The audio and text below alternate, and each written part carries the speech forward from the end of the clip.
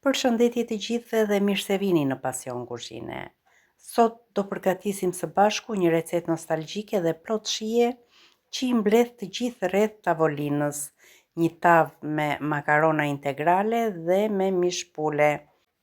Një drekë fantastike familjare që jam e sigurt që do t'ju pëlqejë të gjithëve, madje edhe më të vegjëlve si Reo.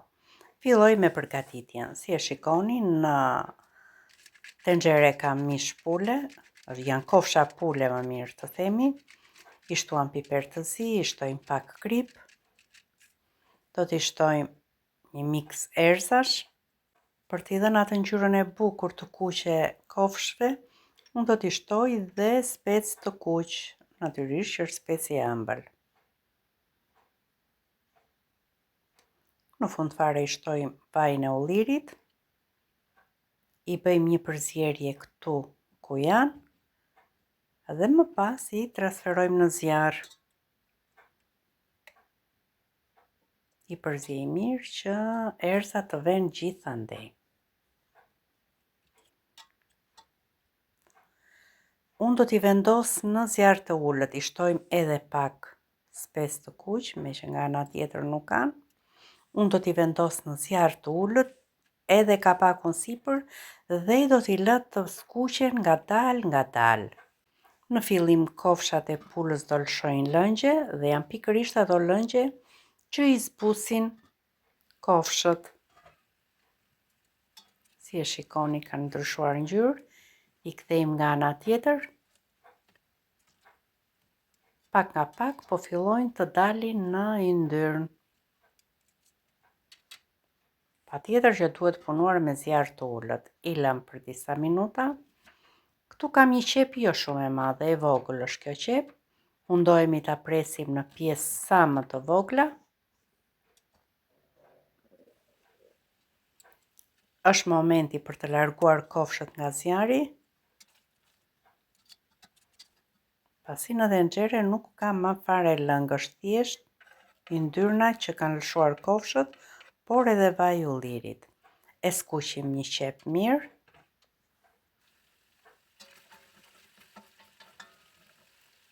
Nga që është ajo lëkura e kofshëve të pulës dhe nxihet fundi i tenxheres.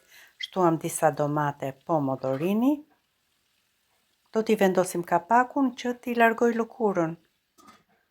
Më parë, me thënë të drejtën, unë nuk ja largoja, por tani Reo është bërë shumë selektiv dhe nuk i pranon me lëkurë. Ndaj unë detyrojmë që t'ja largoj lëkurën. Është shkëmbyer pak në një anë, por unë thjesht nuk do e përziej fort. Shtojmë edhe një lugë me këtë kremin e hudrave. Shtojmë 500 gram me makarona. Sot kam zgjedhur ta përgatis me makarona integrale. E rregulloj masën me krip, shumë pak piper të zi. Do t'i shtojmë pak më shumë se 1 litër me ujë. Natyrisht që uji duhet jetë i nxehtë.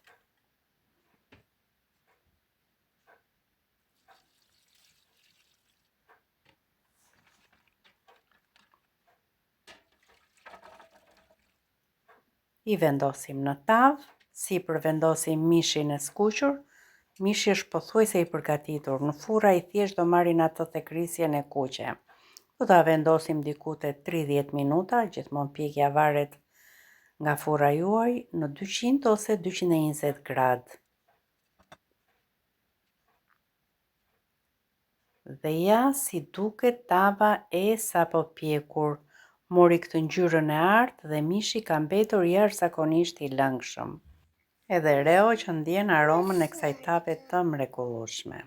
Të dashur miq, kjo ishte edhe receta jonë për sot. Ju falenderoj që më ndiqni.